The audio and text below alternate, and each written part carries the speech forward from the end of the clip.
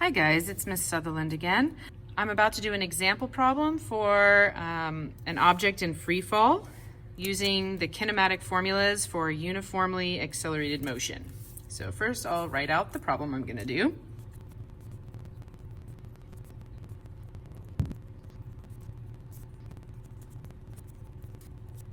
Okay, so in New York City, a window air conditioning unit falls out of a fifth-story window 18 meters high onto the sidewalk. Ignoring air resistance, how long does it take to hit the sidewalk, and how fast is it moving when it hits the sidewalk? Okay, well, this is a uniformly accelerated motion problem, and we should have hopefully noticed that since it said ignoring air resistance, those are some of our key words to clue us in that this object would be in free fall. So that would be the acceleration due to gravity. So let's write our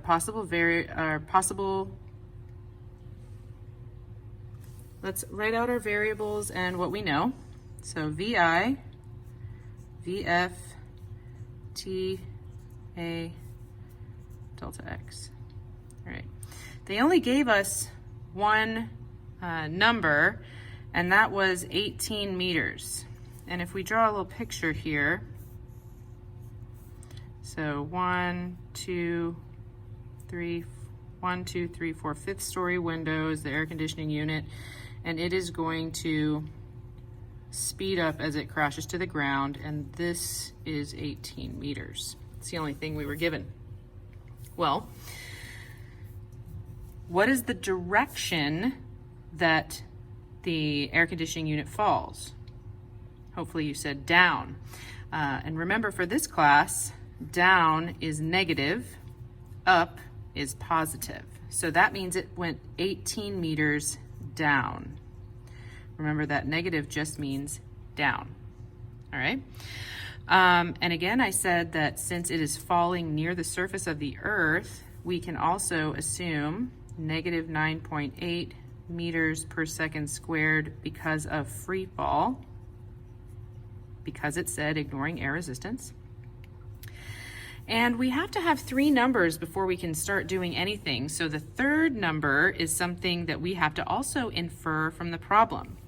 It said it fell out of the window. It didn't say that someone threw it up. It didn't say that someone threw it down. It simply fell. So that is making us understand that the initial velocity was 0 meters per second. That's because it fell, meaning it's starting from rest. So, you know how I like to color code.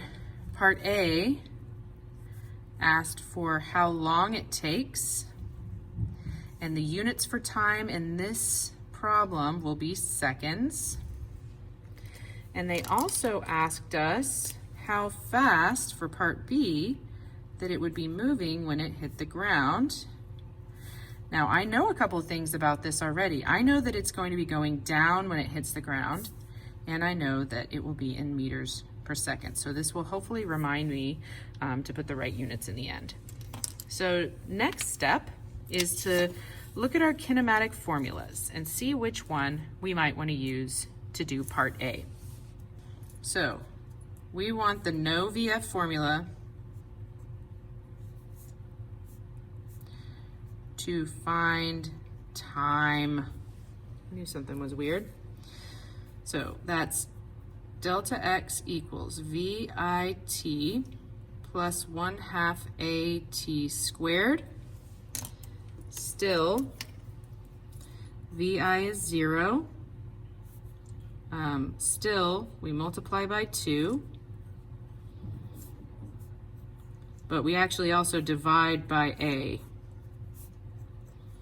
All right, so now we have 2 delta X divided by A is equal to T squared, but I need T squared all by itself, so I have to take the square root, and then I end up with T being equal to the square root of 2 delta X divided by A. So that is the square root of 2 times negative 18 divided by negative 9.8.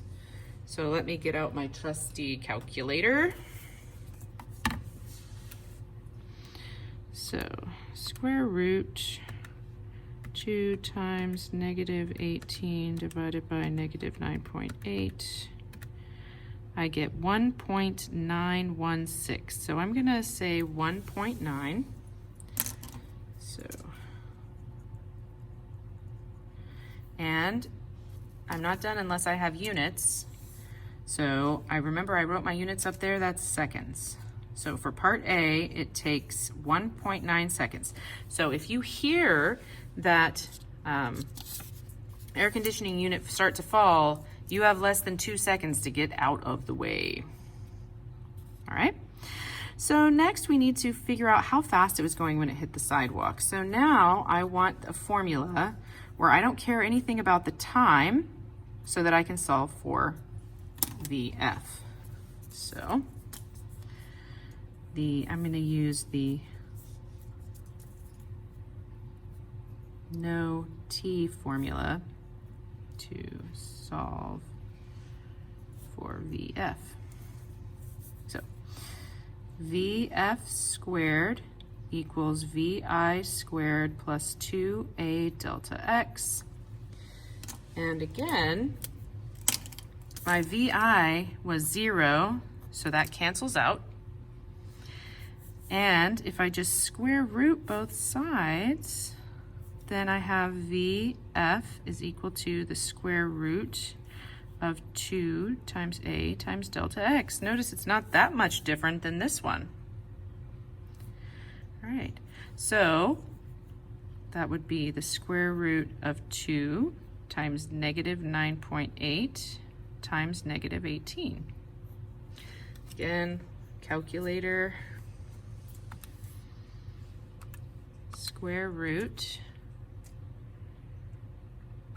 2 times negative 9.8 times negative 18. We get 18.78.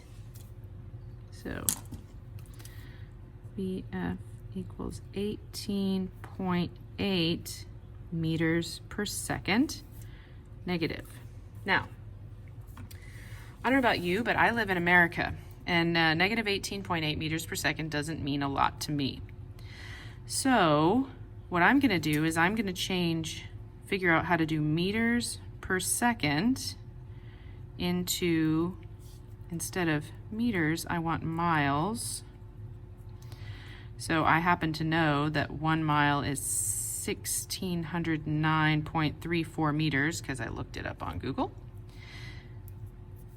And I happen to know that there are 3,600 seconds in 1 hour because 60 times 60. So if I take this number, divide by 1609 and multiply by 3,600, so that number, divide by 1609.34, multiply by 3,600, I get 42 miles per hour.